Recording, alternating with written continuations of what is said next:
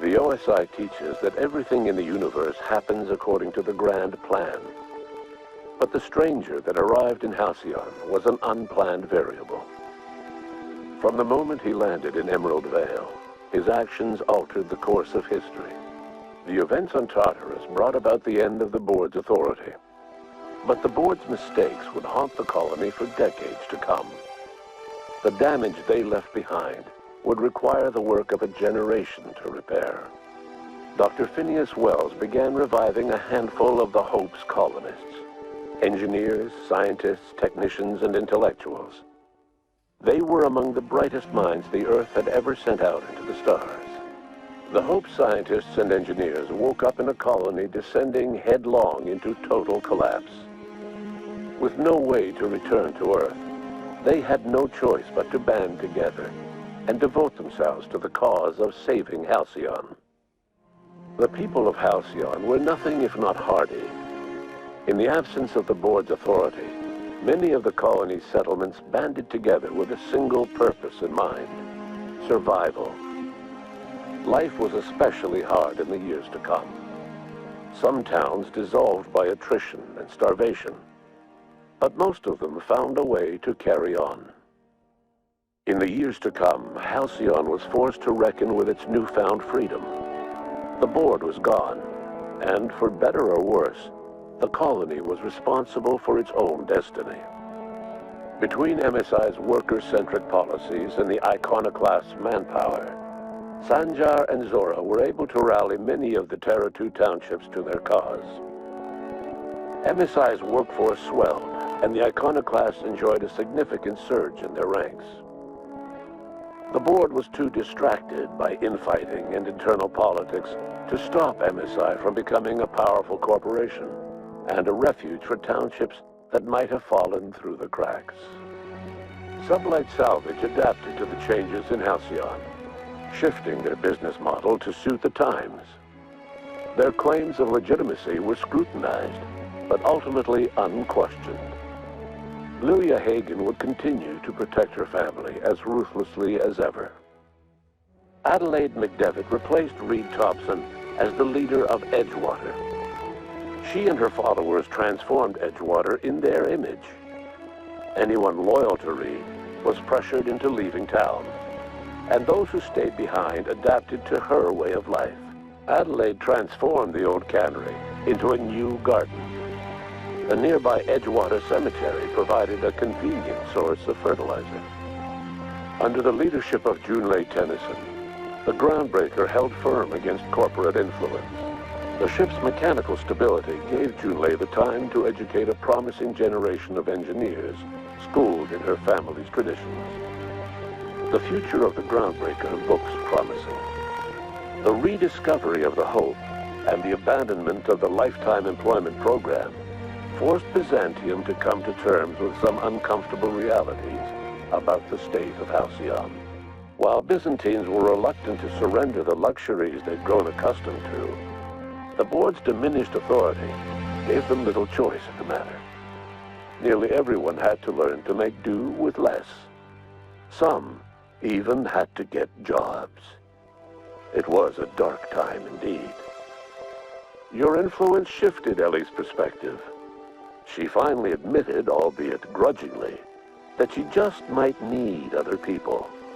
Sometimes. With a steady income from the life insurance payouts, she was finally able to afford a ship of her own. She hired a small crew and flew supply missions to communities on the fringe. Some of them were even legal. Life in Halcyon was sobering for Felix Millstone. The grand revolution he dreamed of never came. There was no great awakening for the colony, no celebrations in the streets. There was only the hard, desperate work of trying to repair a broken colony. Felix never had a head for numbers, but if there was labor to be done, he was there to help. Eventually, Felix realized that the work of a revolution was done with two hands. As much as he enjoyed his adventures aboard the Unreliable, the vicar, known as Max, eventually decided that it was time to move on, to live out the life he had sought so long to create. He knew there were many in the colony who carried burdens much worse than the ones he had struggled with, and he devoted himself to easing their suffering wherever he could. He only ever took up arms again to defend the defenseless. Unshackled from a lifetime of striving and fighting the universe and himself, Vicar Maximilian de Soto was finally at peace. Once the matter with the Hope colonists was resolved, Junlei bashfully asked Parvati if she'd like to join her permanently on the Groundbreaker, and Parvati enthusiastically, if somewhat awkwardly, agreed. The stories of her adventures spread across the colony, and Parvati soon found herself the center of attention. Having served as the engineer of a renowned spacecraft, tramp freighters and wildcat miners sought her out by name, and in no time, she was a fixture in the Groundbreaker's mechanical ecosystem. She and Junlei were never far apart. Nyoka returned to Monarch to take another crack at making a permanent life for herself. She formed the Charon Group, a mercenary outfit of ragtag survivalists and wilderness experts. Anyone in need of a guide, or just looking to throw back a beer and swap stories, could find her camping on the trail or clearing an infestation. The SAM unit that accompanied you spread awareness of the product line's superior sanitation and maintenance capabilities across what was left of the colony. This led to a boost in SAM unit sales. Did you know that SAM units are the longest-lasting, toughest-acting cleaning solution in Halcyon? Minister Clark was released from house arrest, and his contact with you gave him a sense of renewed purpose and vigor.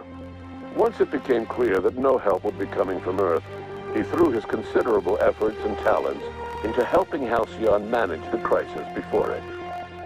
As for Dr. Phineas Wells, he spent his remaining years in his orbital lab.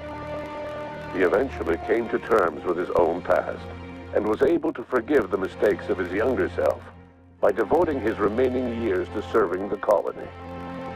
In the end, Dr. Wells was able to save every scientist and engineer aboard the Hope. Over the next decade, nearly all of the Hope's remaining colonists were successfully revived. Halcyon saw a period of rapid technological and scientific advancement. Breakthroughs in dietary supplements saved the colony from starvation.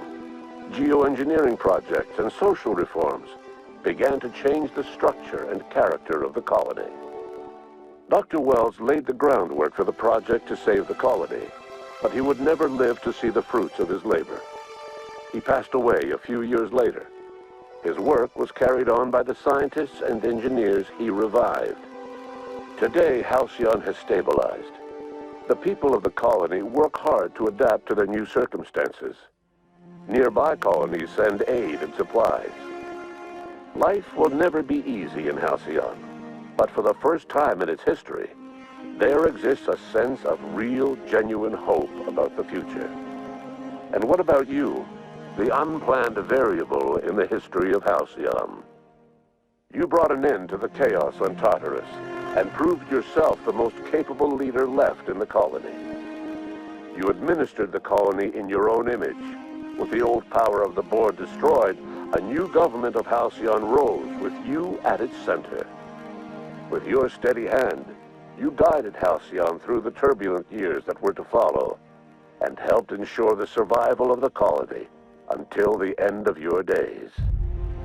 No one knows what's happened to Earth, and no one knows what the future has in store for Halcyon. All we know for certain is this: the name of the Unreliable and that of its intrepid captain will remain the subject of countless stories for years to come.